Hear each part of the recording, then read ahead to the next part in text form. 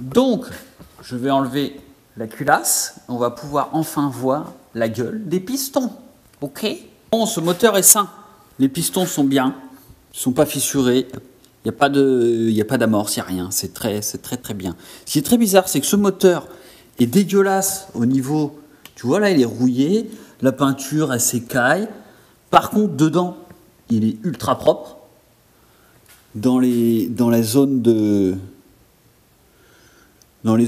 il est ultra propre. Et dehors, il est ultra dégueulasse. Tu vois ça? La peinture, elle s'écaille là. Alors que le mien, les deux sont à moi. Mais celui-ci était très propre d'extérieur et très sale dedans. Très bizarre ce truc.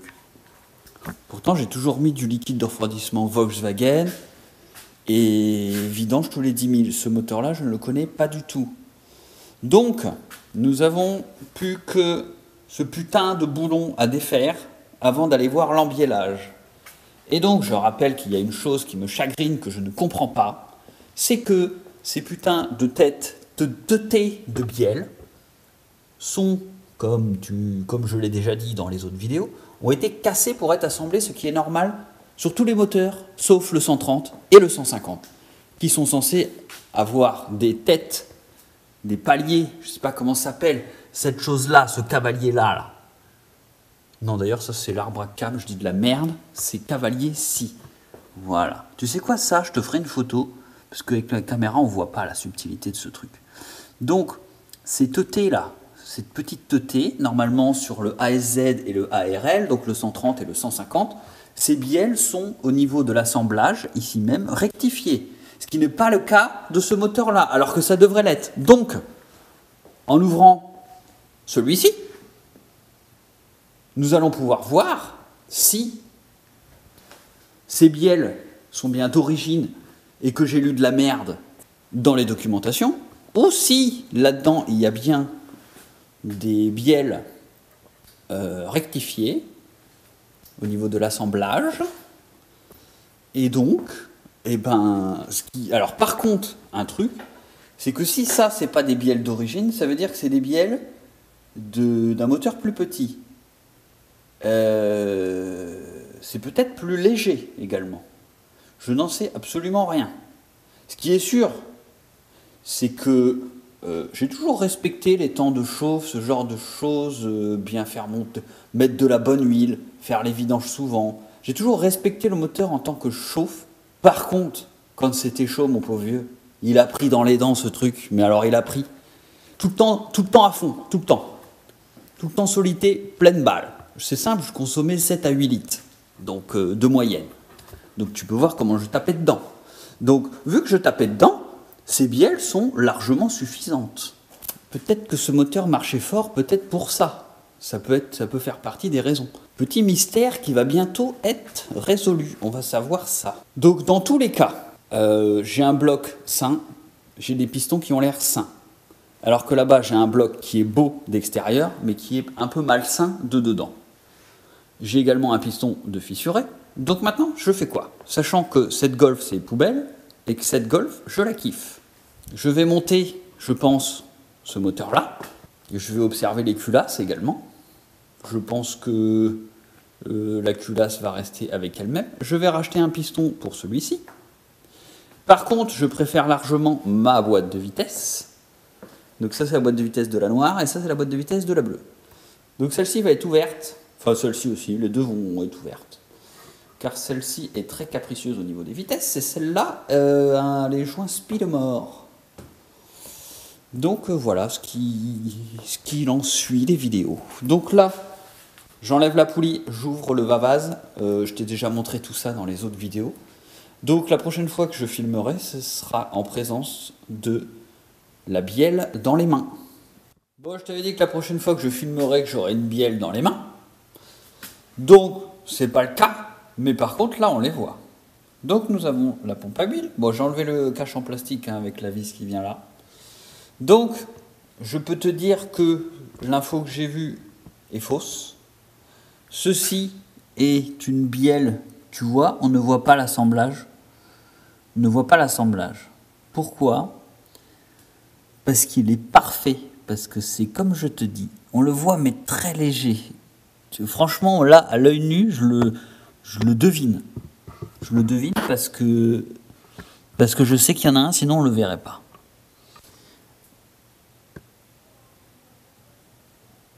Donc, ce sont bien les mêmes bielles. Donc l'info que j'ai vue était fausse. Je ne sais pas si on a une référence.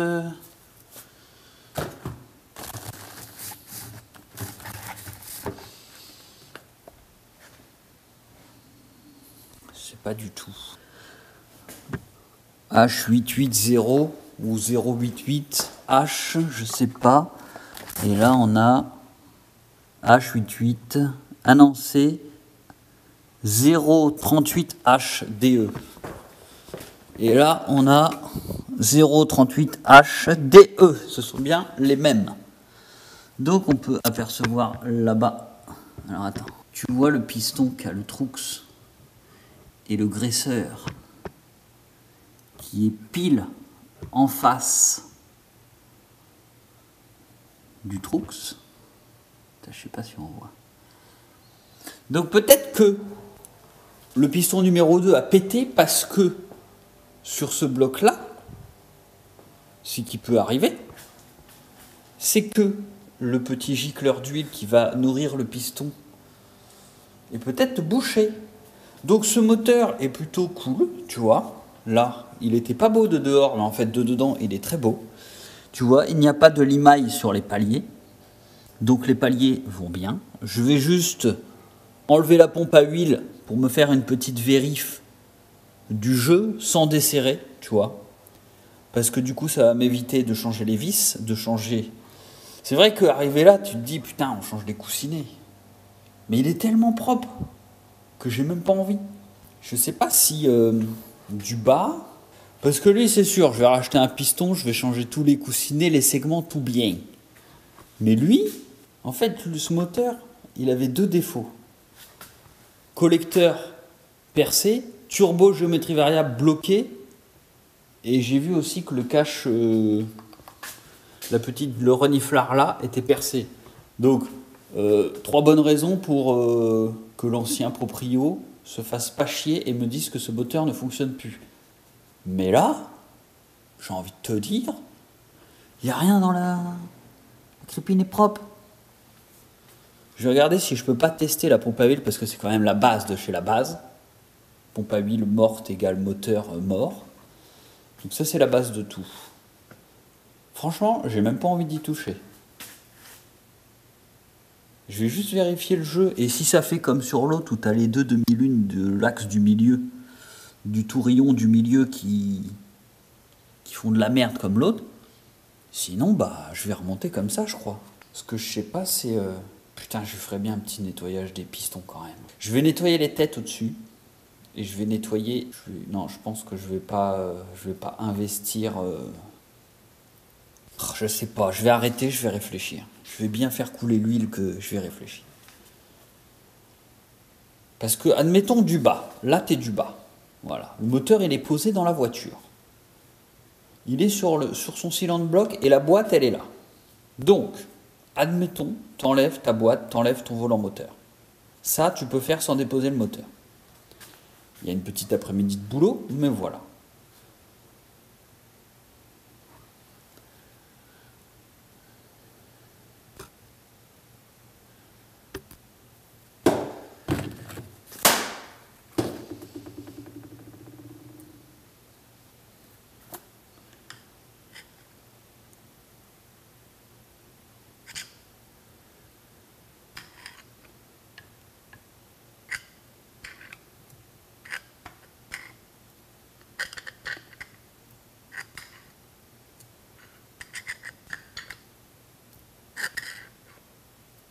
Il y a le petit jeu. Donc, ce que je vais faire, c'est que je vais quand même aller vérifier et contrôler le jeu axial. Le jeu axial de ce vilebrequin. Et Parce que là, si je l'enlève, ça veut dire coussinet plus coussinet de bielle. Si j'enlève les coussinets de bielle, autant enlever les pistons. Si j'enlève les pistons, autant enlever les segments. Seulement, en prix, ça fait, je crois, c'est 15 € le jeu de segments. Ça se met pas n'importe comment. Après, t'as quoi d'autre? T'as les coussinets, t'as les vis. Donc segment 15, 15, 30, ça fait 60. Il y a 60 balles de segments. Je sais pas, les vis, ça coûte combien? Il y a 60 balles de vis. Grand max, ça fait 120 € 6 jours. 120 €, j'ai des segments neufs. Je sais pas, je vais réfléchir. Bon alors imagine, tes clients, tu vois cette culasse nettoyée. Et cette culasse nettoyée,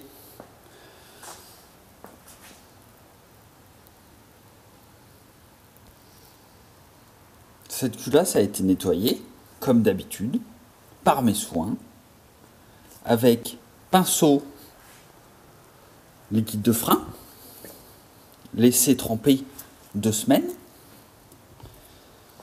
et passé au Karcher. Celle-ci n'a pas eu le temps de mijoter avec le liquide de frein. Donc, tu vois cette culasse.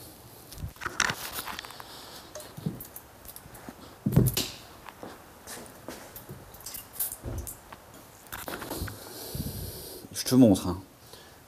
Je vais même te mettre de la lumière.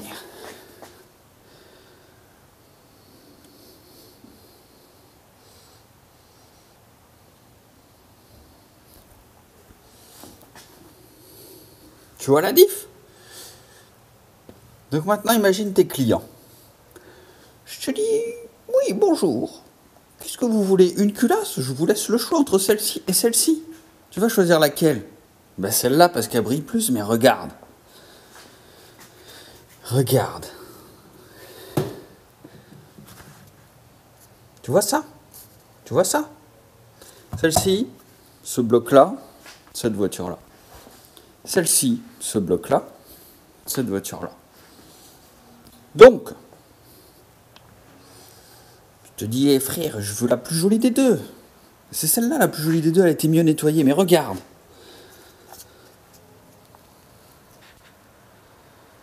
Tu vois ça?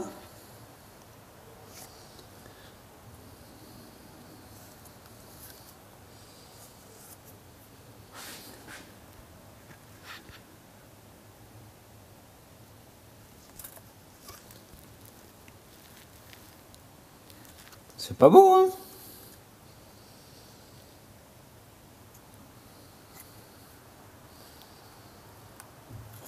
En fait, regarde ça. Je te remonte l'autre. Tout est nickel ici. Tout.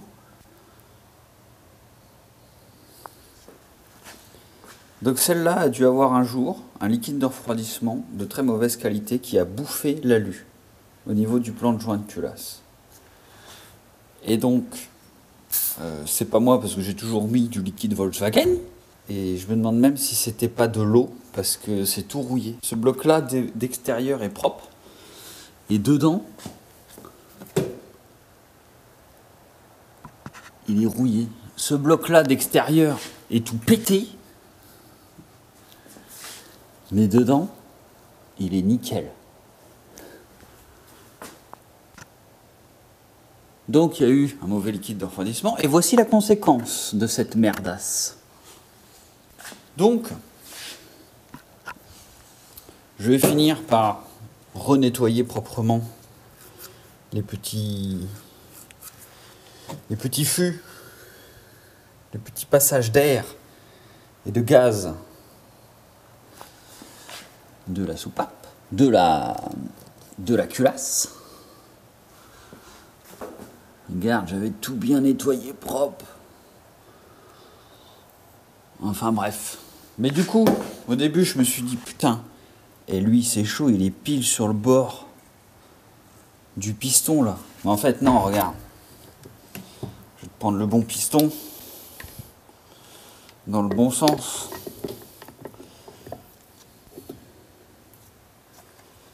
Le piston, il va là. Donc en fait, il y a de la marge, la culasse, elle est bonne encore. Je me suis dit, ouais, putain, ma culasse, elle est morte, ou alors il va falloir que j'aille la faire ressouder, puis repercer, puis re-rectifier. Non, en fait, c'est bon. Tu vois là, il y a largement la place encore. Cette culasse n'est pas morte. Elle est juste, il va juste falloir y mettre un bon liquide de refroidissement.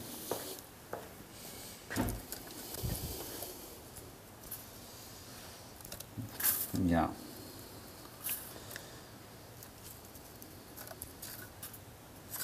Tu vois l'espace qu'il y a quand même. Ça va, on a de la marge hein, entre là et là. C'est sûr, c'est pas parfait. Mais ça vaut pas le coup de jeter cette culasse qui n'est pas déformée, ni impactée, ni quoi que ce soit.